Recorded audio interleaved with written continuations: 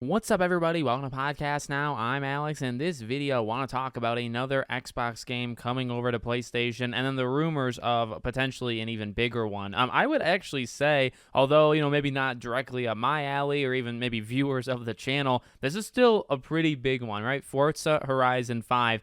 Big game, sells really well. You think of this franchise, you think of Gran Turismo, like these are games that can sell, 5 to 10 million, kind of no problem. So, they are games that are pretty darn popular, and to see this jump over, yes, it's not maybe the level of a Halo or a Gears of War where it's just kind of weird. We talked about that feeling a lot, right? The day we fire up Halo and see the Xbox logo and just see Master Chief, but you're playing it on a PlayStation, that is a strange day. I'm not saying it's right or wrong. It's just a strange day. But this is honestly, we've already gotten to like the start of it, right? We already know it's happening, but we have another one now. So it's coming to PlayStation in the spring. It's going to have cross-play, so PS5, Xbox, PC, all of that can play together. In terms of Forza, okay? So, like I just said, I think it's a pretty big deal. And by the way, I actually think this game is going to do quite well on PlayStation. And I guess in addition even to that, you have Indiana Jones still coming, right? Sometimes I forget, because I did play it on Xbox when it first came out.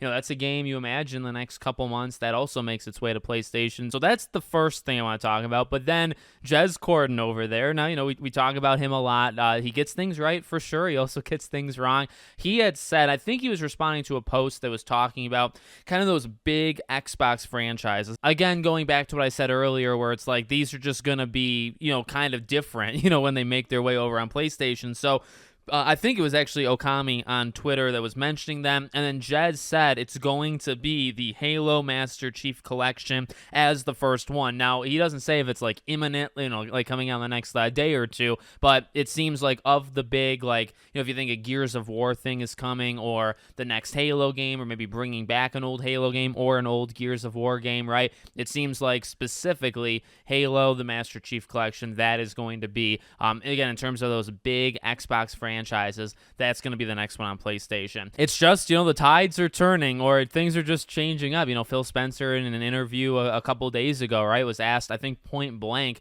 about Starfield. Is that basically, are you keeping that away, right? Is that locked behind Xbox? And he said flat out no, right? So it's like if Starfield's coming, and Starfield is a big franchise. I will say this. I actually saw this comment, on social media just over the last couple hours as I was looking up this stuff. It is crazy, the change, and something that I've said quite a lot is like, if they're going to do this strategy, which obviously they are, as long as it works for them, I think it's cool. There's the console warriors, of course, as always, but for me, it's like, hey, they probably do make a better publisher than a manufacturer anyway. But what is, something that I even have to remind myself of too, although I think I kind of do, this wasn't always the plan, right? Like you go back even to like the court case when they were buying these companies. And remember when Indiana Jones was initially, I think, conceived as a open like multi-platform thing, and then Xbox negotiated the deal to make it just exclusive. And remember, there was even like some of the big wigs at, I think it was Bethesda at the time, were very upset that it was locked behind Xbox. They didn't think that was a good idea. So again, it's just something to kind of remember in your head, where I think it's a good strategy. I think it's working. You can see, Xbox was the #1 publisher, back in December in terms of revenue, and a lot of that came from PlayStation, right? Like literally putting Xbox games on PlayStation, people bought it, and that revenue, yeah, there's a split, but most of it goes to Xbox, right, or Microsoft. So the plan is working, but to pretend like this was always the plan, and I think I've always kind of said that, right, they backed themselves into here by making a series of mistakes, right? They failed at a couple different major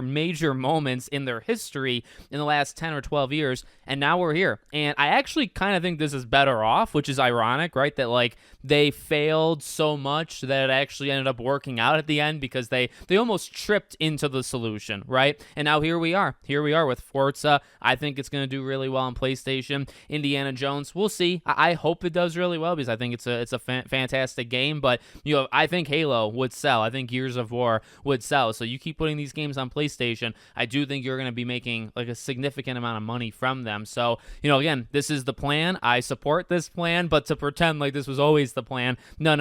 There was was a lot that they messed up on to get them here. But hey, you know what? The past is the past, and they're focused on the right now, and I think they're doing pretty okay. So let me know what you guys think in the comments. Make sure, as always, you're subscribed to the channel, bell icon turned on, and I hope to see you all on the next one.